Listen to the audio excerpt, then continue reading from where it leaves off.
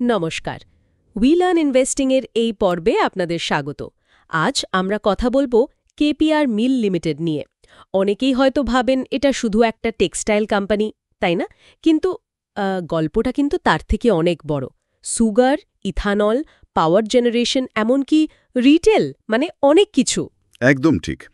আর শুধু বড় নয়, এই যে ট্রান্সফরমেশনটা, একটা টেক্সটাইল কোম্পানি থেকে একটা ডাইভার্সিফাইড কংগ্লোমারেট হয়ে ওঠা, এটা কিন্তু সত্যি খুব ইন্টারেস্টিং। ধরুন FY24 এর ডেটাটাই যদি দেখি, কনসলিডেটেড রেভিনিউ ছিল প্রায় ৬,১২৭ কোটি টাকা, আর প্রফিট আফটার ট্যাক্স PAT সেটা প্রায় ৮০৫ কোটি টাকা। বাহ, সংখ্যাগুলোই বলে দিচ্ছে স্কেলটা। তাহলে চলুন উই লার্ন ইনভেস্টিং এর সাথে আমরা এই কোম্পানির গভীরে ডুব দিই, দেখি কি আছে এর ভেতরে। আচ্ছা, শুরুটা তো শুনেছিলাম খুব সাধারণভাবে, একটা পাওয়ারলুম ইউনিট দিয়ে। হ্যাঁ, একদম তাই। সেখান থেকে আজ ভারতের অন্যতম বৃহৎ অ্যাপারেল ম্যানুফ্যাকচারার। ভাবা যায়।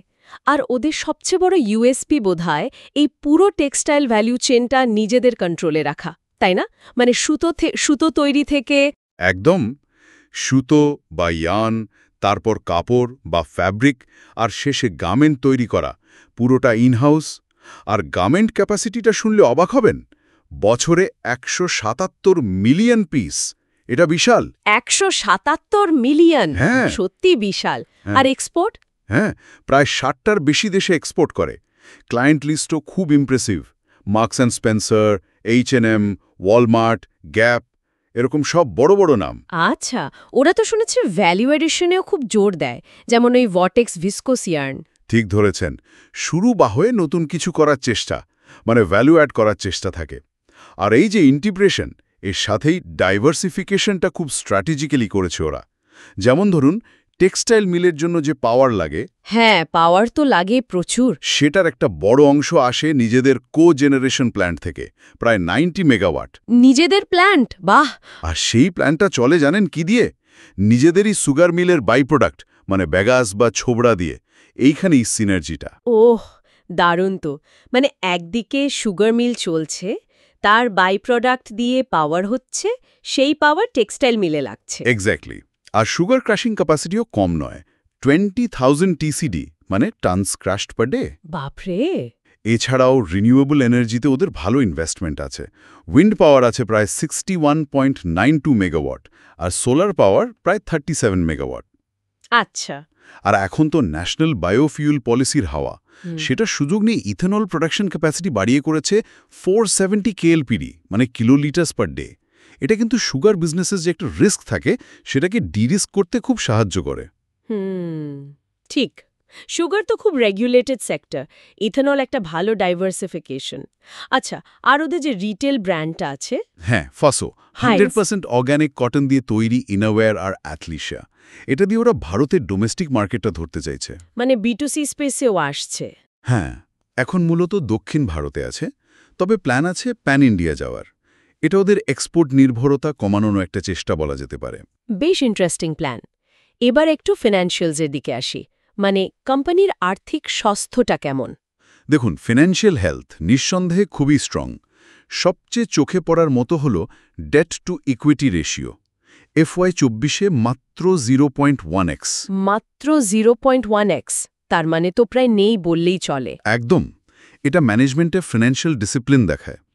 যদিও FY24-এ রেভিনিউ আর PAT দুটোই আগের বছর FY23 থেকে একটু কমেছে। কেন কমেছিল?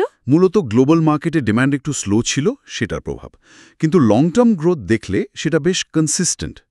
তবে হ্যাঁ, Q3 FY25-এ টেক্সটাইল সেগমেন্ট কিছুটা রিকভারি দেখিয়েছে, কিন্তু সুগার বা ইথানল সেগমেন্টে আবার রেগুলেটরি কিছু বদলের জন্য মার্জিনের ওপর চাপ ছিল। এটাই ডাইভার্সিফিকেশনের চ্যালেঞ্জ বোধহয়। একটা সমস্যা অন্য জায়গায়। হ্যাঁ, বিভিন্ন সেগমেন্টে রিস্ক ফ্যাক্টরগুলো আলাদা আলাদা হয়। বেশ, ধরুন ভার্টিক্যাল ইন্টিগ্রেশনটা। আপনি বাড়িতে বিরিয়ানি বানাবেন ঠিক করলেন। আচ্ছা। এবার আপনি শুধু চাল মাংস কিনে আনলেন না, আপনি চালটা নিজের জমিতে ফলালেন, মশলা নিজে গুঁড়ো করলেন, মাংসটা যে খামার থেকে নিলেন সেটাও আপনার, আবার রান্না করে ডেলিভারিও নিজের লোক দিয়ে করলেন। একদম শুরু থেকে শেষ সব নিজের কন্ট্রোলে।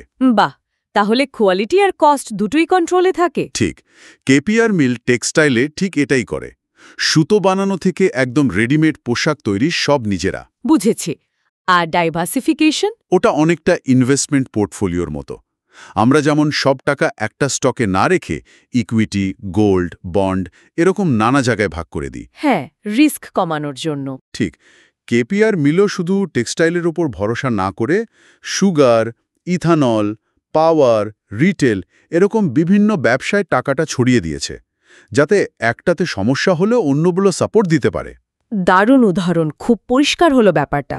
তাহলে যদি আমরা একটু গুছিয়ে বলি, মানে সামারি করি, কেপিআর মিল একটা খুব ভালোভাবে ইন্টিগ্রেটেড কোম্পানি, আবার বেশ ডাইভার্সিফাইডও। হ্যাঁ, গার্মেন্ট এক্সপোর্ট এদের মূল শক্তি, তবে ফাসো ব্র্যান্ড দিয়ে ডোমেস্টিক মার্কেটও গ্রো করার চেষ্টা করছে। পাওয়ার আর ইথানল এদের বিজনেসে একটা অন্য ডাইমেনশন যোগ করেছে।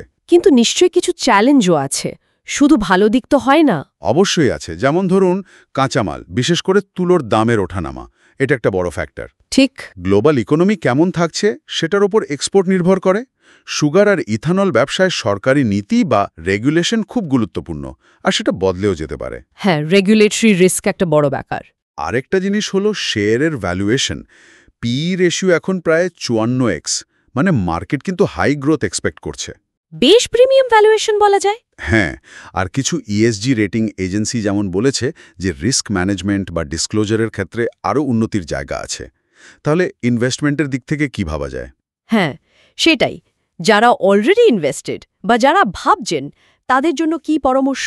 দেখুন, আমার মতে কেপিআর একটা ফান্ডামেন্টালি খুব স্ট্রং কোম্পানি, ম্যানেজমেন্ট কোয়ালিটিও ভালো।